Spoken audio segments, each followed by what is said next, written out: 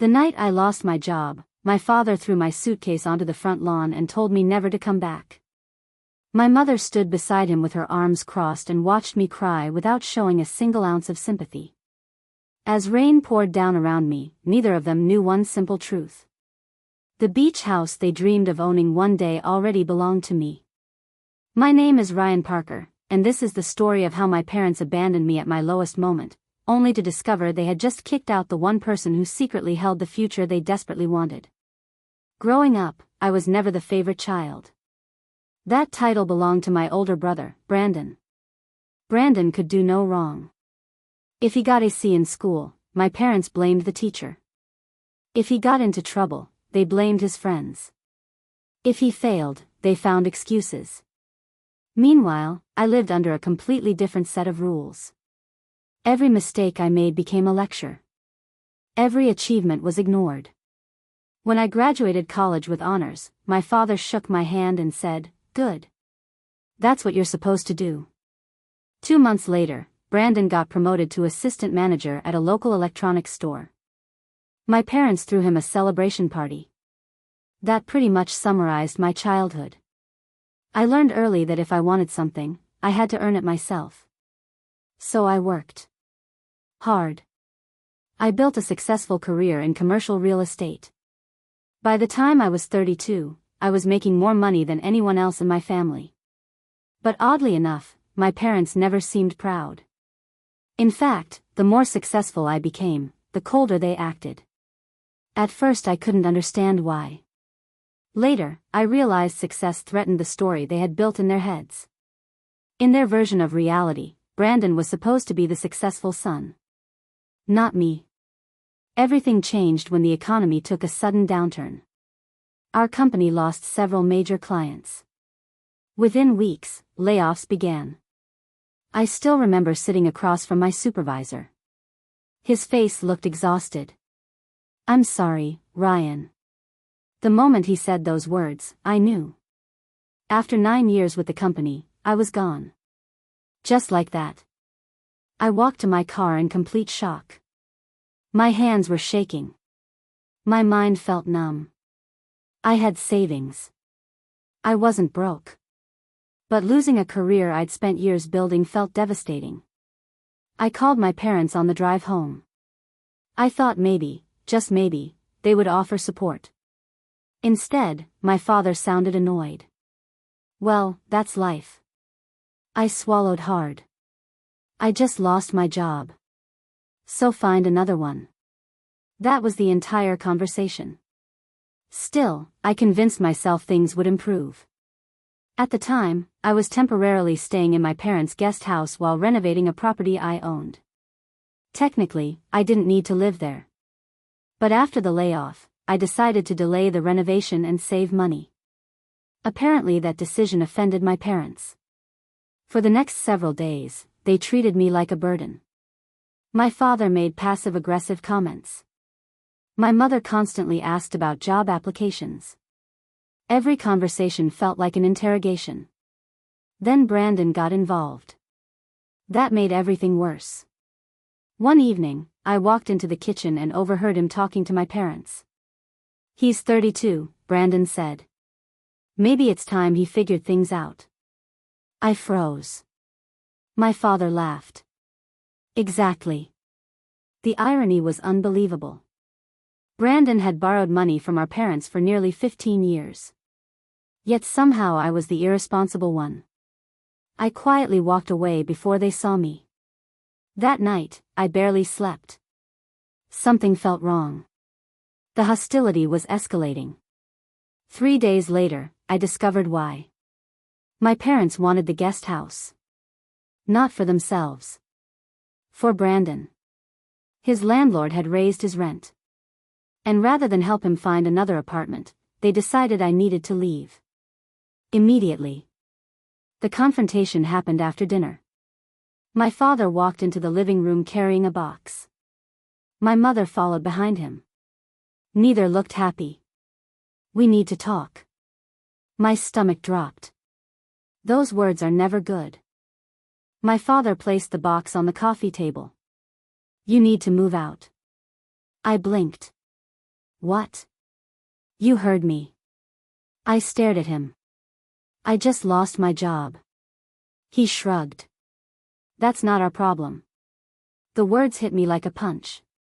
For a moment I honestly thought he was joking. Then my mother spoke.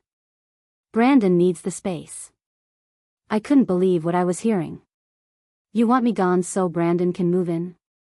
Neither answered. Which was answer enough. Anger mixed with heartbreak. Are you serious? My father pointed toward the door. Tomorrow. I felt sick. Humiliated. Betrayed. These were my parents. The people who were supposed to support me when life fell apart. Instead, they were throwing me out. The argument lasted nearly an hour. Nothing changed. The next evening, my suitcase landed on the lawn. My father literally carried it outside. Then he closed the door. Just like that. I was homeless. At least, that's what they thought. What nobody knew was that I wasn't actually broke. Several years earlier, my grandmother had left me something. A secret she specifically asked me not to discuss with the family. A beach house. Not just any beach house. A stunning property overlooking the ocean. The value had tripled over the years. I kept it private because Grandma feared my parents would pressure me to sell it or give it to Brandon. She knew exactly how they operated. Standing in the rain that night, I finally understood why she had been so careful. I drove straight to the beach house. The moment I opened the front door, memories flooded back. Grandma's laughter. Summer vacations. Family cookouts. For the first time all day, I felt safe. What I didn't know was that my parents were about to make a very expensive mistake. 2 weeks later, Brandon moved into the guest house. 3 weeks later, he lost his job. A month after that, he crashed his car. Then the financial problems started. Again. Soon my parents were helping him with bills. Helping with rent. Helping with debt. The same cycle repeated itself. Meanwhile, I quietly rebuilt my life. I started consulting. Then investing. Then buying distressed properties. Ironically, losing my job forced me to pursue opportunities one never would have considered otherwise. Within a year, I was earning more money than before. Much more. Then came the twist nobody expected.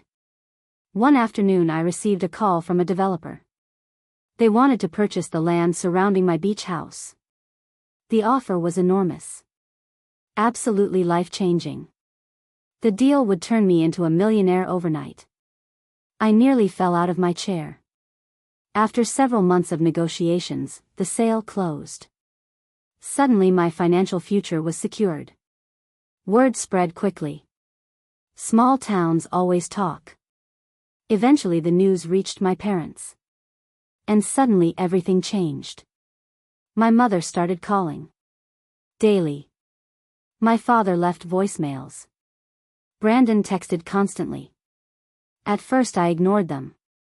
Then my mother showed up at my office. Unannounced. The woman who watched me get thrown out now wanted lunch. I almost laughed. During lunch, she acted as though nothing had happened. Finally she got to the point. We'd been thinking. I already knew where this was going. She smiled. The family should spend more time together. Family. That word again. Funny how it only appeared when money entered the conversation. A week later, my parents invited me to dinner. Against my better judgment, I went. The moment I arrived, I knew something was off. Everyone was unusually friendly. My father poured my drink. Brandon complimented my suit. It felt like I had entered an alternate universe. Then my father finally revealed the real reason. We need some help. There it was. I almost smiled. Apparently Brandon wanted to start a business. Apparently they needed investors. Apparently they thought I should contribute.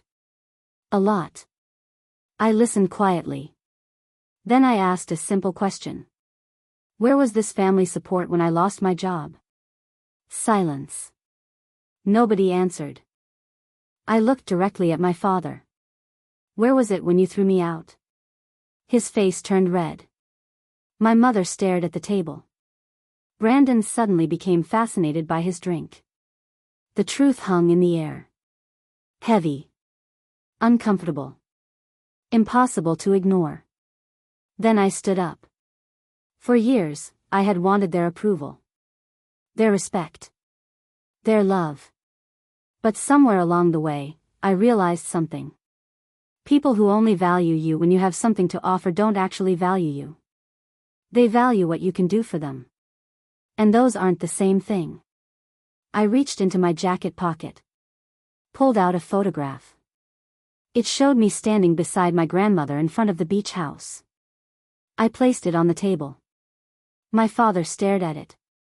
His face went pale. Because he recognized the property immediately. For years he had dreamed of owning it. For years he believed it would eventually belong to the family. Now he finally understood the truth. Grandma never trusted him with it. She trusted me. I smiled. Not out of cruelty. Out of closure. Then I said the words I'd waited years to say. The night you threw me out was the best thing that ever happened to me. Nobody spoke. I continued. If you'd supported me, I might never have discovered what I was capable of. The silence was deafening. Then I walked away. For the first time in my life, I didn't feel angry. I felt free. A few months later, I received a letter from my father. It wasn't about money. It wasn't about business. It wasn't about the beach house. It was an apology. A real one. The first I'd ever received. Some wounds never fully heal. But accountability matters. Growth matters. Truth matters. I didn't get revenge by destroying my parents. Life handled that part on its own. My revenge was succeeding without them. My revenge was building a life they never believed I could build. And every time I stand on the balcony of that beach house watching the waves roll in, I think about that rainy night when they threw me out. Because sometimes the door that closes on you isn't a punishment. Sometimes it's the door that finally leads you home.